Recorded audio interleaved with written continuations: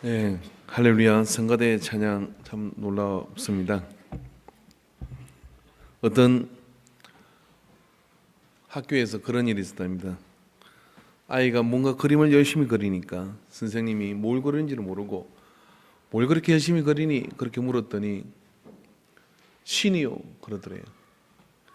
그래서 선생님은 한 번도 신을 본 적이 없는데 넌 어떻게 신을 그릴 수 있냐 그러니까 이 아이가 이렇게 말을 했답니다. 잠시 후면 선생님도 신을 볼 수 있습니다. 안 웃을 줄 알았습니다. 그러니까 그 아이가 그리는 게 곧 신이니까 선생님이 내 그림을 보면 신을 볼 수 있을 것입니다. 그렇게 반응이 나올 줄 알았습니다. 그래 오늘 찬양을 들으니까 문득 그 생각이 났어요. 주의 얼굴 배우리 우리는 이렇게 하나님 얼굴을 어렵게 봐야 되는데 가인은 단순하게 그냥 그리고 있는 겁니다. 광고 좀 빠진 게 있어서 광고를 좀 더 하도록 하겠습니다. 선 24년 장남 정혜영 군이 결혼식이 있습니다. 10월 27일 우리 28일 행사하는데 27일 토요일입니다. 멀지 않은 곳 평택에서 다행스럽게 해서 참석할 수 있을 것 같습니다. 위에 축하해 주시기 바랍니다. 서길석 근사님 안중백병원에 입원 중이십니다. 쾌유를 위해서 기도를 부탁드립니다. 많이 좋아지신 것 같습니다. 제가 재미있는 이야기를 하나 더 해드리려고 하는데 여러분 생각하고 좀 웃으시기 바랍니다. 이번에는 바로 반응이 나오기를 기대합니다. 어떤 교회 집사가 하나님께 기도를 했습니다. 하나님, 저는 배 타는 게 너무 두렵고 비행기 타는 것은 무섭고 배는 뱃멀미라서 못 가니 제주도와 부산 사이에 다리를 놓아주십시오. 그렇게 간절하게 기도를 했답니다.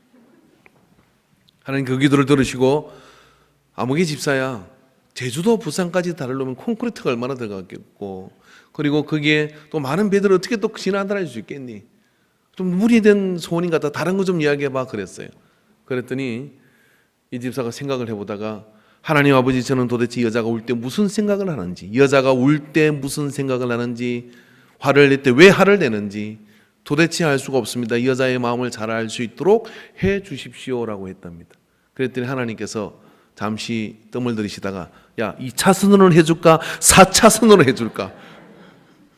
그렇게 이야기를 했답니다. 즉 부산에서 제주도까지 다리 놓는 게 더 쉽다 하는 그런 이야기입니다.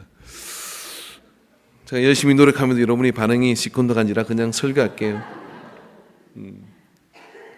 로마 사회는 굉장히 재미있는 사회였습니다. 왜 그러냐면 이미 2000년 전에 그들은 우리가 사용하는 이 콘크리트의 원 뿌리가 되는 그런 비슷한 소재를 사용하기 시작했어요.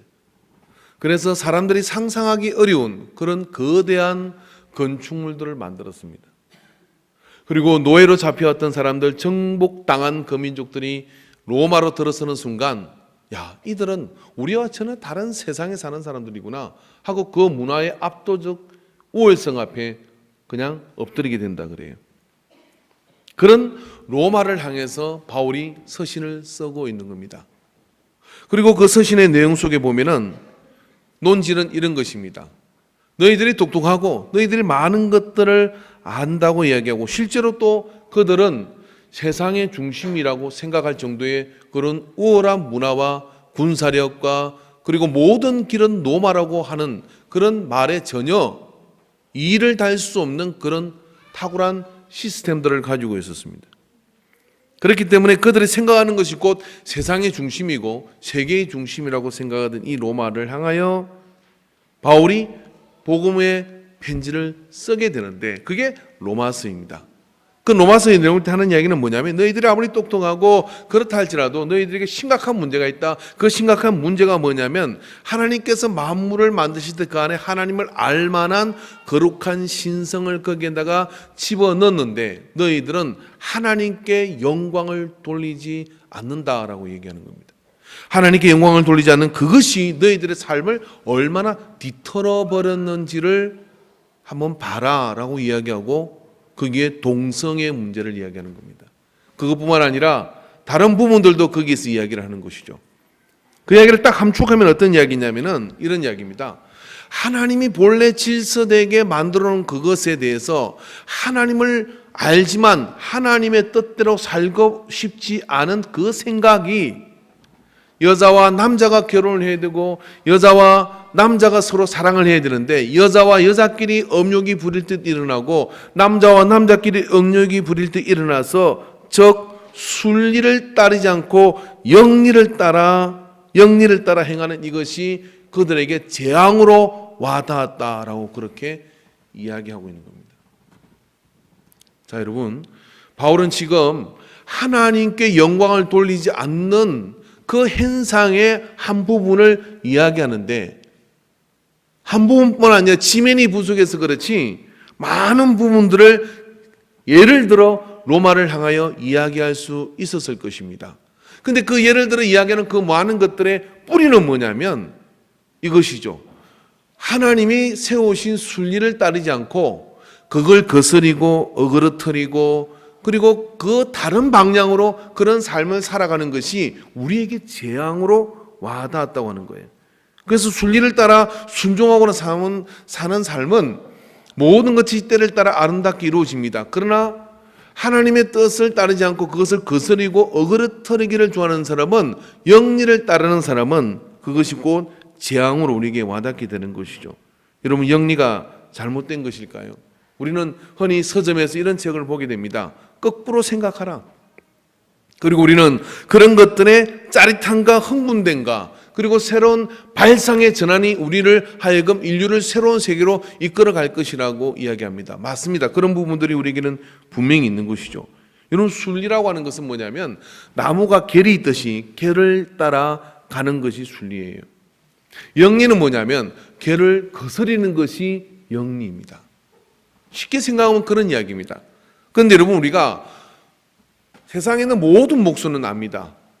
나무는 결을 따라 그 성질을 따라 다루고 다스릴 때 아름다운 작품이 된다는 것을 이야기하는 거예요. 그런데 결을 거스리고 그걸 갖다가 영리를 따라가면 그것을 통해서 뭔가 아름다움이 생길 것 같으나 실상은 많은 문제가 그 속에서 발생하게 되는 것이죠.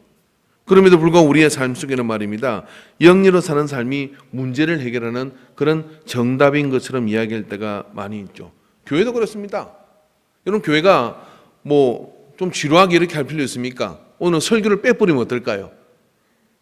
그죠? 오늘은 목사님이 설교하지 않습니다. 그럼 재밌잖아요. 설교 안 하고 여기에서 계속 뭐 옥동자를 부르든지 아니면 나오나를 부르든지.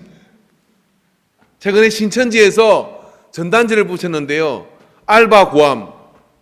알바가 하는 일은 뭐냐면 설교를 듣는 것, 시급 15,000원 직업이라고 전부터에 붙었더라고요. 혹시 그런 전단지 보신 분이 계십니까? 누가 사진을 찍어서 어떤 목사님 밴드에게 올렸더라고요. 아, 이게 뭔가 표정이 지금 솔깃한 분들이 계십니다. 나는 여기 와서 지금 헌금을 내야 되는데 거기는 또 헌금을 주는구나. 그런 생각이 이렇게 들 수 있잖아요. 아이디어가 참 기발합니다. 또 발상의 전환입니다. 그게 여러분 예배와 한번 예배의 가장 근본과 순리가 맞는 것일까요? 그래서 여러분, 우리가 로마 시대뿐만 아니라 오늘 우리의 많은 삶 속에서 말입니다, 그런 어떤 순리를 거스리는 것이 마치 내가 똑똑한 것처럼 착각하고 그렇게 얘기하는데 성경이 이미 다 말을 해놨어요. 뭐라고 얘기했냐면 이렇게 얘기했습니다. 그들은 그들 스스로가 22절을 보니까 스스로 지혜 있다 하나 어리석게 되어라고 얘기하는 거예요. 여러분, 여기 우리의 함정이 있습니다. 앞에 간 사람이 세우는 지게석에는, 앞에 간 사람이 세우는 어떤 그런 표지에는 분명히 그게 이유가 있는 겁니다. 어떤 사람이 사막을 가다가 펌프를 하나 발견했어요. 펌프에 바가지가 하나 다 물이 담겨져 있는 겁니다. 근데 그게 뭔가 메모지가 적혀 있었어요. 그 메모지가 적혀 있는, 왜 저 물을 담겨놨을까? 목이 말라 죽겠는 거야. 그래서 어떻게 했냐면 그 바가지와 물을 보는 순간 어떻게 했냐면 그냥 벌컥벌컥 들어마시, 뭔가 메모지가 붙어 있는데 벌컥벌컥 들어마신 거예요. 그리고 다 먹고 난 다음에 좀 지나서 목이 말라서 어디 물을 또 구하려고 이렇게 보니까 어떻게 안 되는 거예요. 그래서 그 메모지 보니까 이 물은 절대로 마시지 마십시오. 이 물을 펌프에 부으세요. 그래야 더 많은 물을 먹을 수 있고 다음 사람에게 이 펌프를 사용할 수 있습니다 라고 되어 있었다는 옛날 이야기입니다. 순리를 따라갈 때 그 속에 그것이 좀 내가 목마른 걸 참아야 되고 좀 내가 불편함이 있더라도 그게 우리에게 복이 되는 거예요. 오늘 우리가 믿음을 가지고 살아간다는 것은요, 하나님을 안다고 하는 것, 또 내가 신앙인이라고 하는 것은요, 누구도 할 수 없는, 누구도 감히 이렇다고 말할 수 없는, 나는 길이요 진리요 생명이다, 나는 길이요 진리요 생명이다, 이런 이야기를 누가 할 수 있습니까? 근데 그렇게 말할 수 있는 분은 누구냐면 창조자, 그렇게 말할 수 있는 분이 이 모든 걸 지은 분. 그래서 25절 말씀 한번 읽어봅시다. 시작. 이는 그들이 하나님의 진리를 거짓으로 바꾸어 피조물을 조물주보다 더 경배하고 섬김이라. 주는 곧 영원히 찬송할 이시로다. 여기 하나님이라 하지 않고 조물주라고 이야기합니다. 하나님의 그런 하나님 자리에 계시는 그런 근본적인 그런 많은 이유가 있죠. 그 중에 가장 강력한 이유 한 가지는 뭐냐면 그가 이 모든 것을 지으셨다는 거예요. 우리가 그걸 이해하고 깨닫고 느끼기까지는 시간이 많이 걸릴 거예요. 그러나 앞서간 사람이 그걸 믿고 이해하고 깨닫고 하는 가운데 뭘 경험했겠습니까? 만약에 그것이 사기라 그러면 아마 앞서간 사람이 다 돌아오게 될 거예요. 왜? 가봐야 소용없다고 돌아온 사람을 만나게 될 거예요. 그게 진실이고 그리고 진리이고 참이기 때문에 뭐냐면 그리로 가는 사람들이 주님의 나라를 향해 가는 겁니다. 그렇다면 그가 한 말씀과 그가 한 이 모든 말씀의 기준은 순리 중에 순리인 거예요. 순리 중에 순리라는 걸 믿는 것이 그리스도인이고 그 순리 중에 순리라는 것을 따르는 것, 그래서 그게 뭐가 덧대어지고 그게 뭐가 올라가 있지만 가장 밑바탕에 나무의 결이 오른쪽에서 왼쪽으로 간 것처럼 왼쪽에서 오른쪽으로 간 것처럼 그렇게 되어 있다는 것을 내가 믿고 그 위에 뭔가 필름으로 뭐 다른 어떤 것들로 속임을 해놓은 것들을 걷어내고 그 순리를 따라 살아가려고 몸부림을 치는 사람, 그리스도인입니다. 그렇게 하는 것이 가장 옳은 길이기 때문에 그래요. 그래서 그렇게 하는 것이 가장 옳은 길임에도 불구하고 사람들은 그렇게 하지 않습니다. 습관적으로 그리고 또 뿌리 깊게 그렇게 하지 않습니다. 여러분 보십시오. 어떤 사람, 미친 사람이 산 위에다가 배를 지어요. 미쳤어요 완전히. 산 꼭대기에다가 배를 짓는 거, 무려 100년 동안이나 배를 짓는 겁니다. 여러분 지나가는 사람마다 이야기합니다. 뭐라고 얘기하느냐면 배는 바다에 있어야 됩니다. 배는 물가에 있어야 됩니다. 산에는 배를 지어가지고 그 배를 바다에 띄우기 위해서 어떻게 할 수가 있겠어요? 근데 산 위에다 배를 지어요. 100년 동안 뭐 사람들은 이렇게 얘기합니다. 저 노아라고 하는 저 노인네가 순리를 모른다, 순리를. 그 순리를 몰라서 저렇게 산 위에다 배를 짓는구나. 그죠? 사공이 많으면 배가 어디로 갑니까? 산으로 가요. 그런 것처럼 말입니다. 순리를 벗어나서 영리로 가는 것이 산 위에다 배를 짓는 거예요. 왜 노아는 산 위에다 배를 짓습니까? 하나님이 지으라고 하니까 산 위에다 배를 지어요. 왜 하나님께서 산 위에다가 배를 지으라고 얘기합니까? 왜냐하면 창세기에 보면 노아 이전에 그 당시의 사람들은 뭐냐면 죄악이 관영하여 온 세상에 악이 가득했다고 하는 겁니다. 죄악이 관영하고 온 세상에 악이 가득한 그 상태가 뭐냐면 사람들이 전부 다 하나님을 말씀을 따라 하나님의 그 인도하심을 따라 사는 게 아니라 모든 하나님이 만드신 질서를 파괴하기 시작하고 그리고 그 속에서 이 모든 세상이 하나님의 뜻을 거스르는 문화가 세상 그 시대 그 세대 전체가 그랬다는 거예요. 그랬는데 하나님께서 노아를 보시고 이렇게 말합니다. 노아는 당대의 의인이라. 왜 노아가 의인입니까? 배를 지금 산 위에다가 짓는데 그렇게 순리에 맞지 않고 그렇게 이상한 노인네가 바로 노아인데 하나님은 노아를 당대의 의인으로 보신 거예요. 그리고 당대의 의인인 노아에게 산 위에다가 배를 지라고 얘기하는 거예요. 자, 이게 이런 이야기입니다. 세상이 하나님의 뜻을 거스려 영리로 가니까 영리로 가는 세상 앞에 하나님도 자연의 지향을 일으켜서 어떻게 하느냐면은 하나님이 이 세상을 만드실 때 궁창 위의 물과 궁창 아래의 물을 만들어서 물과 물을 나누셨어요. 그 전에 세상은 어떤 세상입니까? 땅이 혼돈하고 기품이 있어 하나님의 수는 수면에 운행하시니라 그랬어요. 이게 땅이 혼돈하고 그리고 물과 땅이 다 뒤죽박죽되어 있던 그런 혼돈의 시대가 하나님이 태초에 천지를 창조하시고 있는 그 처음의 상황의 모습이에요. 근데 하나님께서 하신 일은 뭡니까? 물과 물을 나누시고, 할렐루야, 궁창을 나누시고, 그런 가운데 하나님께서는 모든 것들을 어떻게 합니까? 순리에 맞도록 창조 질서를 잡으시는 거죠.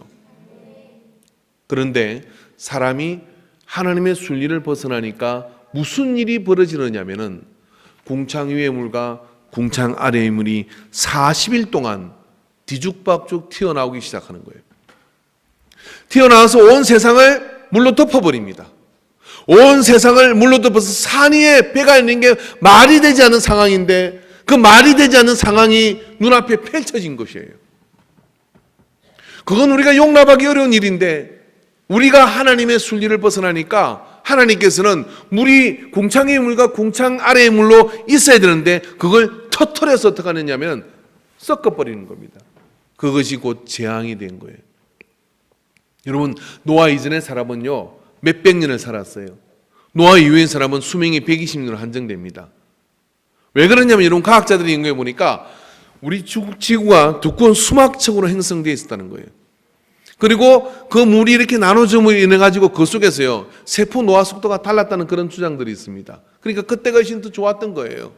그런데 말입니다, 우리가 하나님의 말씀을 거스림으로 인해 가지고 하나님이 세상을 전체를 심판하는 첫 번째 물로 심판하는 일이 벌어졌는데 그것이 뭐냐면 바로 영리를 따르는, 하나님의 원래 주신 것을 거스리고 따르는 사람의 선택이 하나님이 정해놓은 물의 범위를 벗어나서 그 물이 합쳐짐으로 인해서 이 땅에 물로 심판하는 재앙이 일어난 겁니다. 여러분, 지금 이것은 또 오늘 우리에게도 우리가 지금 여러 가지 전혀 경험해보지 못한 태풍을 만납니다. 앞으로 더 강력한 이상한 태풍들을 만날 거예요. 우리가 예측 가능을 벗어나는 그런 기상 이벤트를 만나고 있습니다. 여러분, 그런 모든 기상 이벤트들과 이런 것들을 따지고 들어가면 그게 무슨 곰이 있거나 그게 무슨 호랑이가 있거나 그게 무슨 사슴이 있거나 그렇지 않아요. 그게 사람이 있습니다. 어떤 사람이 있느냐면은 하나님이 정한 범위를 벗어나서 욕심을 추구하고 하나님이 정한 범위를 벗어나서 쾌락을 추구하고 하나님의 정한 범위를 벗어나서 더 많이 얻으려고 하는 영리. 그래서 소에게 동물성 사료를 먹여 강호병이 오는 것이고, 그래서 여러 가지 동성애 문제로 에이즈나 그런 질병들이 만연해 가는 것이고, 그래서 태평양 가운데 플라스틱 섬이 만들어지게 되고 거기에서 미립자로 쪼개진 그 플라스틱 성분들이 물고기 뱃속으로 들어서 우리가 맛있게 먹는 그 생선 속에 우리도 모르게 이 안에 그런 플라스틱이 쌓여가는 거예요.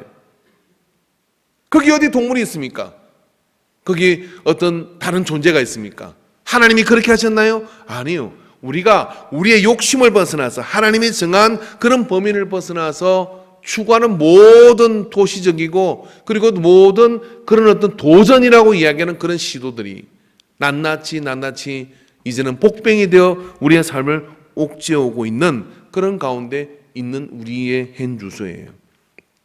그게 영류로 인해서 추구한 그런 상황입니다. 항상 그러셨습니다. 여러분, 에덴 동산에서 말입니다, 우리가 선악과를 볼 때 하나님께서는 에덴 동산인데 우리는 굉장히 행복했어요. 근데 거기서 어떻게 합니까? 하나님의 말씀을 벗어나가지고 보암직도 하고 먹음직도 하고 그래서 하나 따먹었어요.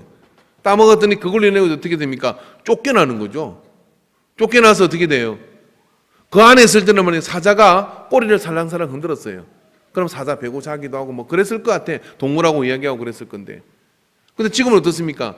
저 사파리 가서 사자한테 한번 말을 걸어보세요. 사자야, 내가 에덴에서 왔는데 너 내 말 좀 들을 수 있겠니? 하고 그랬어요. 아마 그냥 삼켜버릴 거예요. 그게 지금 우리의 상황이에요. 왜 그렇게 됐을까요? 원래 사자는 우리한테 꼬리를 흔들어야 되는 거예요. 왜? 생육하고 번성하고 땅을 정복하고 다스려야 했으니 다스림의 권세가 사람에게 있는 겁니다. 그런데 말이면 그렇지 않습니다. 왜 그런? 사람이 하나님의 뜻을 거스리니까 자연 환경이 우리를 거스리는 거예요. 여러분, 영리를 추구하는 삶이 짜릿할 수는 있습니다. 그러나 영리를 추구하는 삶 자체가 뭐냐면 잠시 후면 재앙으로 우리에게 다 온다고 하는 거예요. 반대로 얘기하면 우리가 말입니다, 세상 잘 사는 방법을 자다가도 지금은 눈 뜨시기 바랍니다. 가르쳐 드릴게요. 잘 사는 방법은요, 이겁니다. 좀 손해보더라도요, 길이 아니면 가지를 않는 거예요. 좀 손해보더라도요, 길이라면 하나님 말씀의 길이에요. 좀 손해보더라도요, 좀 더디 가더라도요, 길이 아니면 가지 않고, 내가 취할 것이 아니면 보지를 말고, 그리고 좀 답답하게 사는 겁니다. 답답하게 산다는 게 뭐냐면, 하라 그러면 이러는 거예요. 어떻게 하냐면은 친구가 뭐 꼬시고 막 그래도요, 하라 그러면 성경을 한번 찾아보자. 하나님 말씀에 이게 어디로 하라고 한 건지 못 찾거든 그냥 그대로 있으세요. 근데 그 말씀을 따라 좀 답답하게 살아가는 거예요. 이 답답하게 살아가는 사람이 어떻게 되느냐면 순리를 따라 타박타박 가면 이러니까 어떤 일이 벌어지느냐, 재앙을 만나질 않아요. 그런데 스스로를 지혜롭게 여기고, 그리고 스스로를 똑똑한 것을 여기고, 그래가지고 어떡합니까? 선악과를 먹고, 그래가지고 어떻게 하나님 말씀을 거스리고, 그럼 물난리가 나고, 그래가지고 어떻게 저 지옥까지 가는 거예요. 불순종. 그런 걸, 불순종으로 인해 가지고 우리의 삶 속에 많은 재앙이 이미 와 있는 겁니다. 그래서 로마 시대를 보건대 그들은 최고의 문명을 자랑하고 그들은 최고의 중심이라고 생각했지만, 사도 바울이 볼 때는 하나님을 모르는 그 로마의 모든 문화와 하나님을 모르는 그 모든 상황 속에 저질러지고 있는 그런 악함이 얼마나 큰 재앙으로 올 것인가를 경고하고 있어요. 그리고 그 경고로 끝나는 것이 아니라 뭐라고 이야기하느냐면, 거기서부터 회복되어야 된다는 열쇠와 희망을 우리에게 줍니다. 어떻게 하면 우리는 영리가 주가 된 그 문화 속에서 우리는 이 세상을, 그리고 나 자신을, 그리고 우리의 가정을 올바르게 하나님께로 더 인도해 갈 수 있을까요? 저는 그 열쇠가 오늘 본문 안에 있다고 생각합니다. 그것은 뭐냐면 바로 이 이야기죠. 그들의 모든 이 이상한 현상에, 뒤틀려버린 찌검의 모든 현상의 원인 중에 한 가지는 뭐냐면 21절의 말씀입니다. 하나님을 알 때 하나님을 영화롭게도 아니하며 감사하지도 아니하고 오히려 그 생각이 허망하였으며 미련한 마음이 어두워졌나니 그랬어요. 하나님께 영광을 돌리지 않는 것, 하나님을 알 때 하나님을 영광을 돌리지 않는 그것, 이것이 뭐 동성애 문제든지 또 아니면 뭐 어떤 구조악이든지 아니면 뭐 우리가 거론할 수 있는 자연적인 어떤 그런 파괴든지, 이 모든 산적한 많은 문제들이 있습니다. 그거 하나하나를 다 거론하고 하나하나를 다 우리가 실험하려고 그러면 아마 우리는 우울증에 빠지거나 아니면 우리는 마음의 어떤 세약증에 빠지게 될 거예요. 그런데 여러분, 이 모든 것의 시작과 뿌리를 우리가 손을 댄다 그러면 그것은 뭐냐면, 사람이, 세상이 하나님을 알 때 하나님께 영광을 돌리지 않는 상태가 로마의 그런 타락한 상태이고, 않는 상태가 지금의 우리의 모든 위기의 뿌리라고 하는 거예요. 반대로 얘기하면 하나님께 영광을 돌리는 것을 회복하고, 그리고 하나님께 나아가서 그 하나님이 오르십니다. 그리고 창조주 조물주 그 하나님께서 정하신 그 길이 내가 이해는 안 되지만 그 길로 가는 것이 내 삶의 온전한 의미이고 기준입니다라는 것을 결정하고 받아들이고 따르기로 순종하는 순간 우리에게 뭐가 회복되느냐면, 영리로 인하여 저질러진 모든 환경에 거역하는 문화, 그것이 순종의 문화로 바뀌게 되어 있는 거예요. 할렐루야. 왜 쟤는 내 말을 이렇게 들지 않고, 우리 자식 때문에 고민할 때 많이 있잖아요. 저만 고민하나요? 근데 죽을 때까지 그렇게 야단쳐도 얘는 지 마음대로 살아요. 근데 어떤 부모가 이렇게 해결을 했습니다. 그 자식을 보면서 이런 생각이 들었어요. 나는 하나님 아버지의 뜻대로 사는가? 나는 아버지의 뜻대로 전부로 온전히 따르는가? 하는 이 마음이 들었어요. 너무 미안한 생각이 들어서 아버지 하나님 앞에 뭐냐면 엎드려서 해결을 했대요. 아버지, 이 불의자를 용서해 주시옵소서. 이 불의자를 용서해 주시옵소서. 그렇게 막 기도를 하고 하나님께 회개했더니 자식을 이렇게 보니까 이런 생각이 들더래요. 쟤는 나보다 낫다. 그래도 저녁이 되면 집에 오지 않니? 나는 주일이 돼도 교회 올 줄 모르고. 그래도 힘들면 엄마 나 좀 도와줘요, 아빠 나 좀 도와줘요, 막 그렇게 매달리자. 나는 그럼에도 불구하고 엄마 하늘 아버지를 부르지도 않고 찾지도 않고 내가 잘나서 사는 줄 알고 그렇게 그냥 설쳐대고 돌아다니는 나를 보니까요 회개가 되더래. 그래서 마음을 고쳐먹었대요. 어떻게 고쳐먹었어요? 하나님 아버지 앞에 효자로 살기로 고쳐먹었습니다. 효자로 살기로 고쳐먹었더니 어떻게 되냐, 자녀가 말도 안 했는데 일찍 꼬박꼬박 들어오고, 말도 안 했는데 공부를 하고, 말도 안 하는데 지자리를 찾아가고, 그리고 환경이 다스려지기 시작하더래요. 여기 아멘을 못하는 분은 예배를 잘 들어야 돼요. 말씀 한번 찾아보도록 하겠습니다. 골로새서 1장 16절. 신약성경 골로새서 1장 16절 말씀 한번 찾아보겠습니다. 예, 한번 찾으셨습니까? 신약성경입니다. 골로새서 구약에서 찾는 분이 계셔요. 신약에서 찾으시기 바랍니다. 찾으셨습니까? 아멘. 찾으시면 아멘. 예, 아직 못 찾는 분이 더 많은 것 같은데요. 찾으시면 아멘. 예, 한번 읽어봅시다. 같이 한번 읽읍시다. 만물이 그에게서 창조되되 하늘과 땅에서 보이는 것들과 보이지 않는 것들과 혹은 왕권들이나 주권들이나 통치자들이나 권세들이나 만물이 다 그로 말미암고 그를 위하여 창조되었고. 성경은 다 써놨어요. 뭐라고 써놨냐면 이 모든 만물이 그를 위하여 창조되었고, 그러니까 하나님을 위하고 주님을 위하는 그것이 이 모든 만물의 목적이라는 거예요. 그리고 그를 통하여 어떻게 돼? 만물이 다 그로 말미암아 되어지게 됐다, 만들어지게 됐다는 거예요. 근데 그걸 우리가 이해할 때 어떻게 되느냐면 우리의 삶의 목적이 어떻게 되느냐? 그 하나님이 인도하심과 그 하나님이 이끄심에 대한 가치를 내가 인정하고 높일 때 따르고 싶은 마음이 그 속에 드는 거예요. 따르고 싶은 마음이 그 속에 들어서 따르게 되는 그런 선택을 우리가 해나갈 때, 즉 만물은 목적이 이해될 때 순리로 살 수가 있습니다. 목적이 이해되지 않으면 어떻게 되느냐면 순리로 사는 것이 재미가 없어요. 주일날 왜 예배를 드려야 되지? 주일날 우리가 모여서 왜 기도해야 되고 한 자리에 모여서 우두커니 이렇게 앉아 있어야 되는 거지? 하는 이런 생각을 여기 앉아 있으면 어떻겠습니까? 예배가 즐겁겠습니까? 시간만 빨리 끝나라 할 거 아니에요. 그러나 한 주 동안 내내 세상 속에 있다가 내가 이 예배를 통해 하나님의 뜻을 알기를 원하고, 내가 이 예배를 통해 하나님의 뜻을 내 삶 속에 이제 마치 피아노가 조율하듯이 그렇게 조율되어져서 아름다운 화음을 맞추어서 쓰임받을 것을 생각하며 앉아있으면 어떻겠어요? 이 시간이 짧은 거죠. 이 시간이 아주 소중한 시간이죠. 그래서 목적을 이해하느냐 이해하지 못하느냐에 따라서요, 우리의 모든 이 예배는 전혀 달라지는데, 우리가 생각하는 것보다 훨씬 더 예배는 오늘 이 로마서의 말씀을 통해서 보면 더 큰 가치가 있습니다. 더 큰 가치라는 건 뭐냐면 예배의 실패가 곧 삶의 실패라고 이야기를 하고 있는 거예요. 예배의 실패가 곧 세상의 실패라고 이야기하는 겁니다. 왜 그러냐면 로마에 타락된 모든 그런 문화는 하나님을 알되 하나님께 영광을 돌리지 않는 것에서부터 출발했다고 바울은 지적하고 있는 거예요.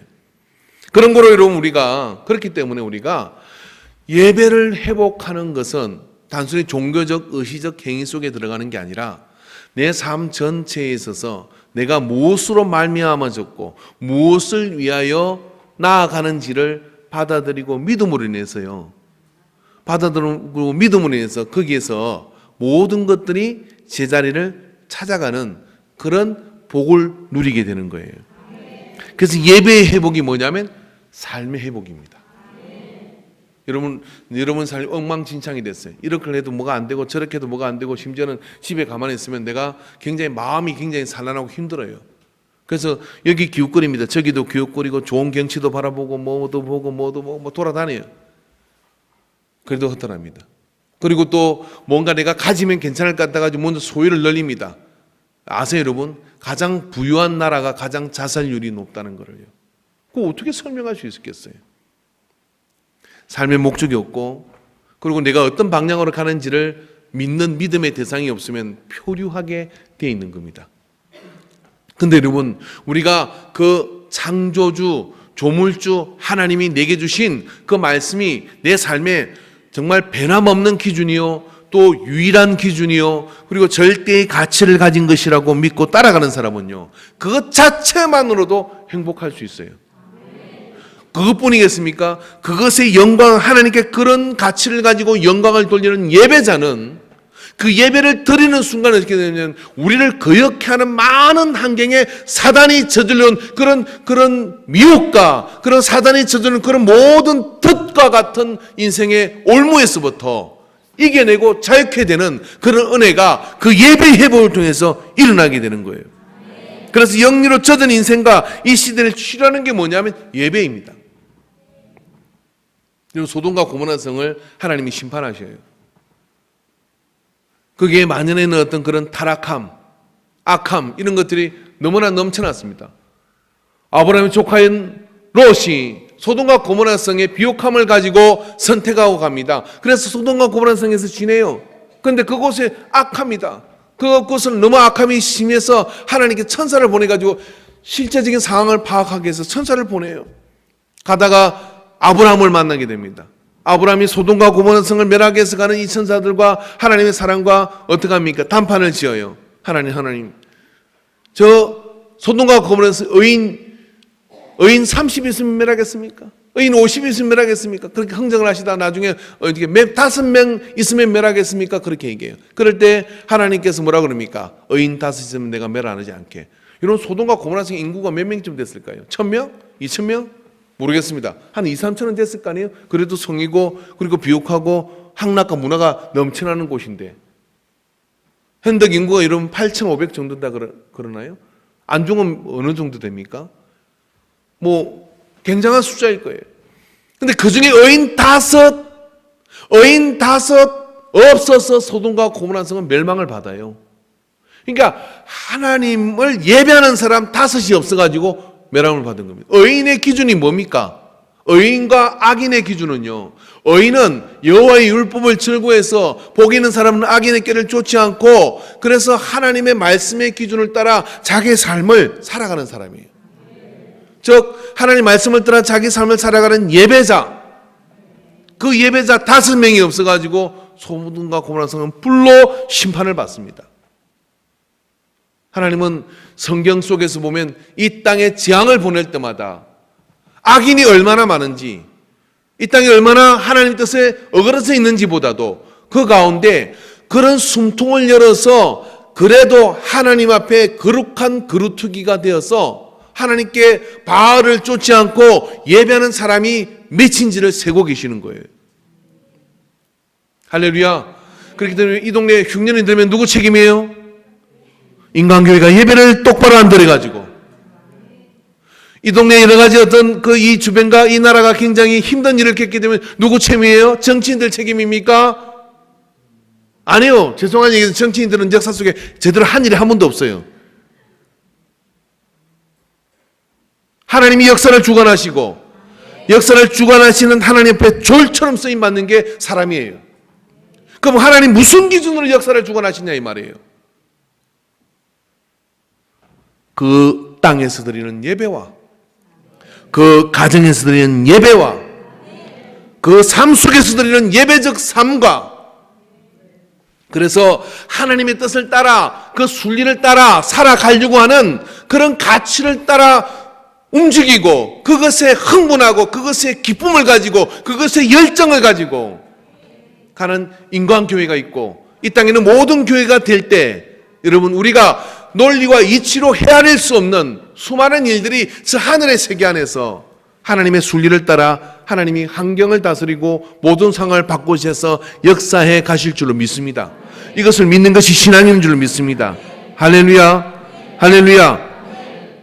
하나님을 알되 하나님께 영광을 돌리지 않는 것이 재앙의 시작이었다면 하나님을 알고 하나님께 영광을 돌리는 것이 회복의 시작인 겁니다.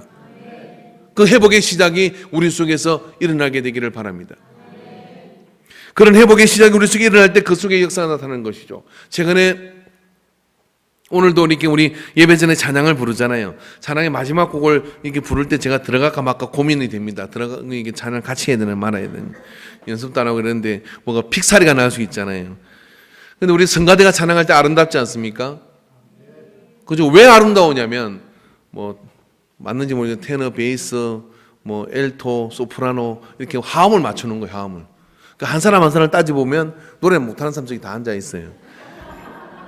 여기 노래 잘하는 사람 더 앉아 있을 수도 있습니다. 근데 여기 뭐 네 사람 있는데 여기 노래 잘하는 사람 한 사람 다 잘하는 사람, 여기 못하는 목소리가 이쁜 사람, 그리고 목소리는 안 이쁜데 화음이 잘만 화성을 알아서 그 화성으로 화음을 잘 맞추는 사람이 있다 그러면 이쪽이 훨씬 더 아름다운 소리를 내더라고요. 저는 목소리는 좋거든요. 근데 화성을 몰라요. 그래서 어떻게 하냐면 못 들어가는 거예요. 근데 화성을 알면 목소리가 나빠도 그 속에서 정말 기가 막힌 소리가 나옵니다. 그래서 그 화성이 어떻게 만들어졌는지 제가 한번 찾아봤거든요. 이게 화성이라는 건 뭐냐면 이 소리의 법칙인 거예요. 자연 상태에 있는 어떤 그런 아름다운 소리로 인식하는, 그게 따져보니까 수학 공식처럼 그런 어떤 어울릴 수 있는 법칙이 있더라는 거예요. 그 어울릴 수 있는 법칙들을 공부하고 배우면 어떻게 되느냐면 그 속에서요, 잘 못 부르는 사람도 목소리가 아름답지 않은 사람 아무도 없는 거예요, 솔직히. 근데 그런 사람이 그 화성에 맞춰서 노래를 하면 정말 놀라운 소리가 그 속에서 나와요. 그래서 성가대가, 오늘 성가대가 있는 거예요. 자, 여러분, 성가대 들어가실 분은 나는 노래를 못해요. 걱정하지 마십시오. 들어가면 다 잘하게 돼 있어요. 아멘이십니까? 화성은 순리를 따르기 때문에 그래요. 근데 여러분, 화성을 거부하는 음악들이 있습니다. 뭐 내가 잘 모르겠지만 노래인지 뭔지 모르겠어요. 뭐 헤비비탈에 막 뒤틀고 흔들고 소리 지르고 막 그게 노래라고 할 수 있겠죠. 근데 여러분 아세요? 목장일 하는 분이요, 이 화성에 맞는 어떤 클래식을 틀고 찬송가를 들었더니 젖이 잘 나오더래요. 뭐 우유가 많이 나오는 거예요. 근데 막 헤비메탈 음악을 막 틀었으면 막 틀고 막 소리 지르게 돼. 소들이 막 불안해지더니 막 난폭해지기 시작하고 이러더래요. 동물도 알아요.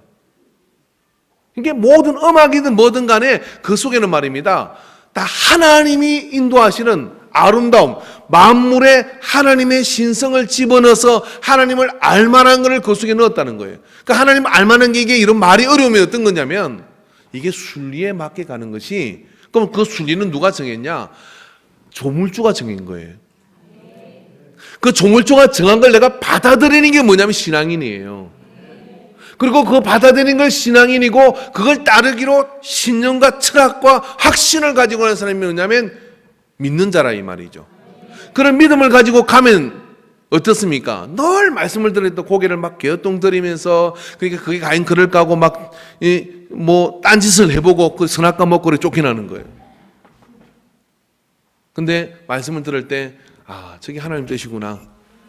그리고 그 말씀을 들어 오늘 이 한 주를 살아봐야지 고민하는 사람이 있어요. 이거 하지마 그랬더면 그거 하면 어떻게 되는지 궁금해가지고 어떻게 하냐면 제가 집에 고양이가 한 마리 있는데 참 재밌어요. 그 개를 보면요, 그 고양이 그 뭐 털 같은 게 있잖아요. 그게 이렇게 가만히 있으면 거들떠 보지도 않아요. 근데 그걸 조금 움직이면요, 얘가 막 그리고 그걸 갖다가 이제 땅에 있을 때는 안 건드려요. 그 액자에도 올려놨더니 어떻게 그걸 내려보려고 지만지지 말고 올려놨더니 그 액자 틈 위로 어떻게 올라가서 액자가 떨어져 버렸어요. 액자 깰 뻔했어요. 그 비싼 그림인데. 이게 금지된 걸 그렇게 좋아해요? 혹시 여러분 이게 하지 말라는 거 꼭 하고 싶은 분들 있죠? 오늘 회개하시고 돌아가시길 바랍니다. 하지 말라면 꼭 하는 거 있잖아요. 그런 거를 여러분 뭐냐면 순리를 따르지 않는 거예요. 그런데 나이가 좀 들고 그러면서 하나님 은혜를 깨달으면서 그걸 바꿀 수 있는 게 뭐냐면 일단 예배에 앉아 있는 겁니다. 그리고 남들 아멘 할 때 몰라도 아멘 하는 겁니다. 남들 찬양할 때 같이 찬양하는 겁니다. 그래서 그러면서 그 속에서 내가 젖어오는 거죠. 뭐가요?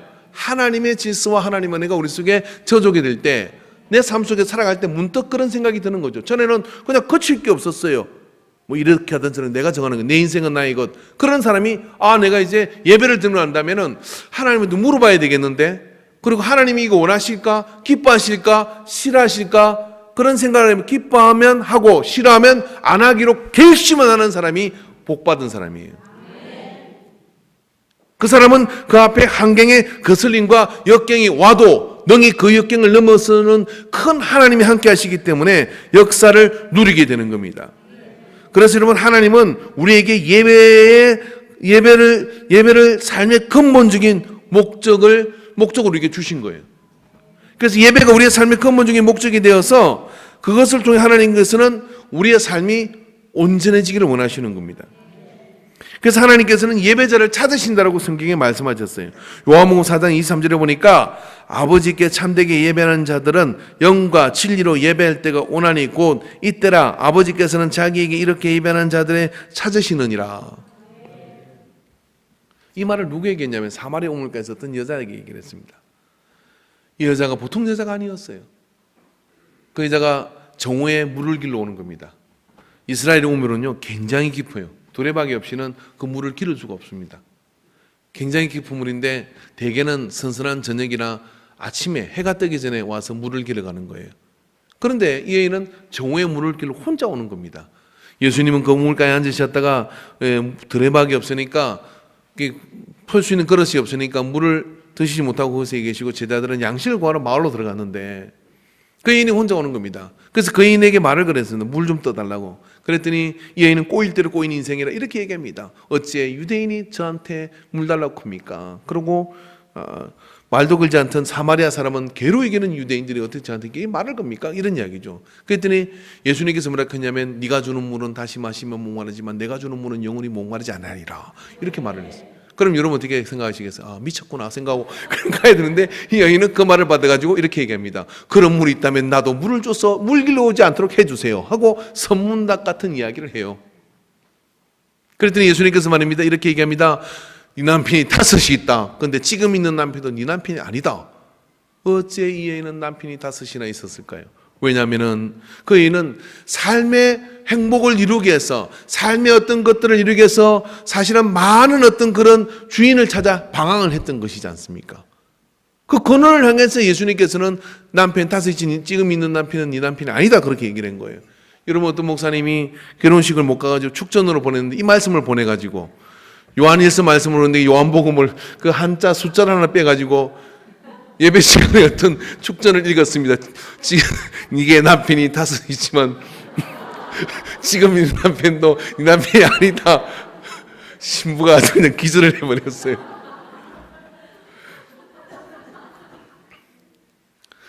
그렇게 말을 하니까 이 여인이 이렇게 얘기를 합니다. 우리 조상은 이 산에다 예배를 하라 그러고, 그리고 유대인들은 예루살렘에다가 예배하라 하는데 예배를 어디다 드려야 됩니까? 라고 하니까 예수님께서 요한복음 4장 23절의 말씀에 이렇게 말씀을 하니 아버지께 참되게 예배하는 자들은 영과 진리로 예배할 때가 오나니 곧 이때라 아버지께서 자기에게 이렇게 예배하는 자들을 찾으시느니라 라고 말씀을 해주셨어요. 그랬더니 여인이 메시아가 오면 이 모든 것을 알게 하시라 할 때 예수님은 사복음서 전체를 통틀어서 이 여인한테 내가 메시아다라고 그렇게 말하는 고백을 해버렸었어요. 참 놀라운 사건입니다. 왜냐하면 그렇게 방황하고 그렇게 영리를 쫓아서 살던 사람이지만 그가 예배에 대한 관심을 가졌다는 것, 그리고 그 예배에 대한 관심을 가진 그것이 삶의 가장 근본적인 회복을 이루는 열쇠라는 걸 주님이 아시기 때문에 이 여인을 보고 예수님이 흥분하신 거예요. 그리고 신령과 진정으로 영과 진리로 예배할 때가 온데 그런 자를 하나님이 찾으신다라고 얘기하는 거예요. 왜 찾으실까요? 왜냐하면 예배자를 통하여 하나님은 세상을 회복시키거든요. 예배자를 통하여 하나님은 그 가정을 회복시키거든요. 예배자를 통하여 하나님께서는 뭐냐면 그 시대를 회복시키는 은혜를 이루시는 거예요.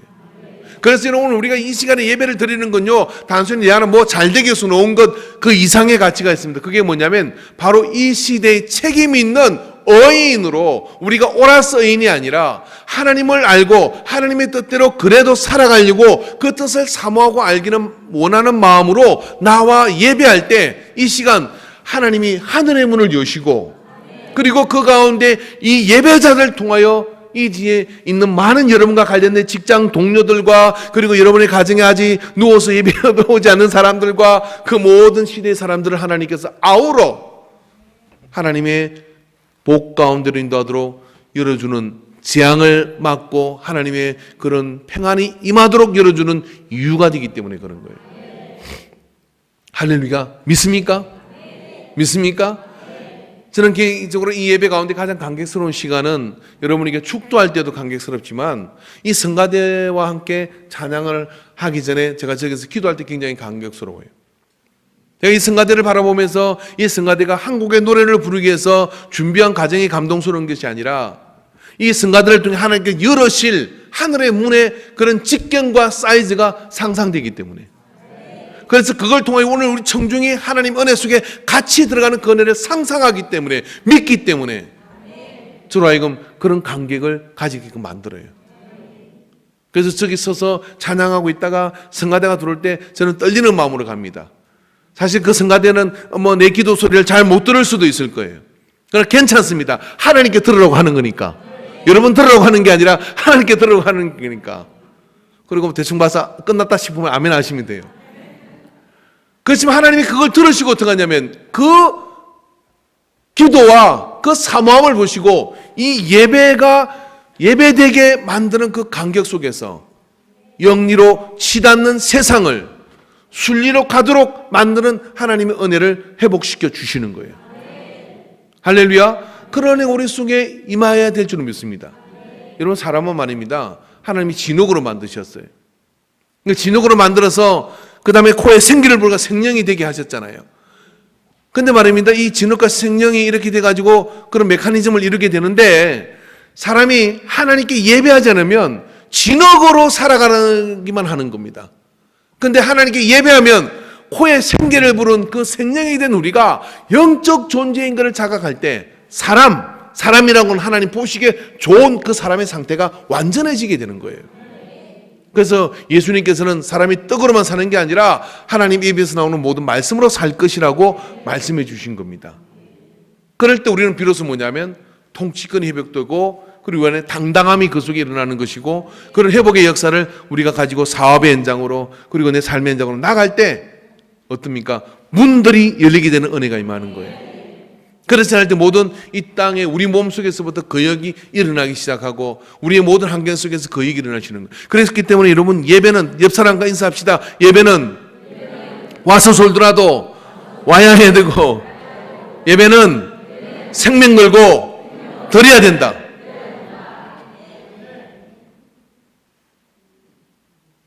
기도합시다. 참 좋으신 아버지 하나님,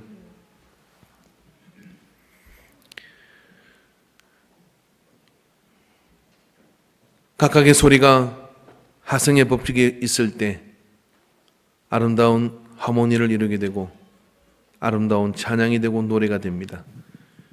오늘 우리가 이 모든 자연 질서와 그 근본이 되시는 하나님의 뜻을 따라 살 때 우리 속에 우리의 삶이 아름답게 됨을 믿습니다.